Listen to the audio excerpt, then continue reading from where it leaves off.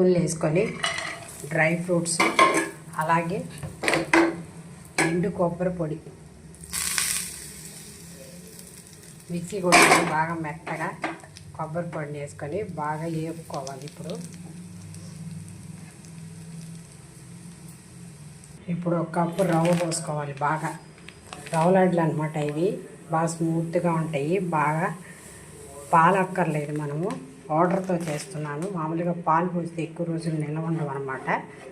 బాగా వేపుకొని రవ్వ పంచదార కలుపుకొని లడ్లు పట్టు. ఇప్పుడు పంచదార ఒక కప్పు ఇలాగే పోసుకుంటే కొంచెం వాటర్ పడతాయి, లేదంటే పాలైనా పోసుకోవచ్చు. నేను ఓన్లీ కొంచెం వాటరే వేస్తున్నాను.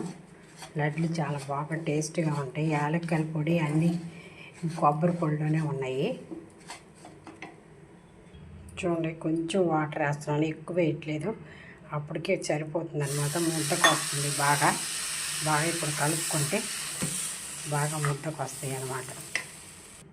చూడండి, ఇలా ముద్దలు పట్టుకుంటే చాలా బాగా వస్తాయి అన్నమాట. ఇలా రెడీ చేసుకోవాలి. చూడండి, లడ్డులు రెడీ అయినాయి. మీరు కావాలంటే నువ్వులు కూడా యాడ్ చేసుకోవచ్చు. నేను మాత్రం మామూలుగా ఇలా చేశాను వాటర్ తోటేను. చాలా బాగుంటాయి టేస్టీగా, పిల్లలకు కూడా బాగుంటుంది. షుగర్ పేషెంట్లు అయితే బెల్లంతో చేసుకుంటే చాలా బాగుంటాయి అన్నమాట.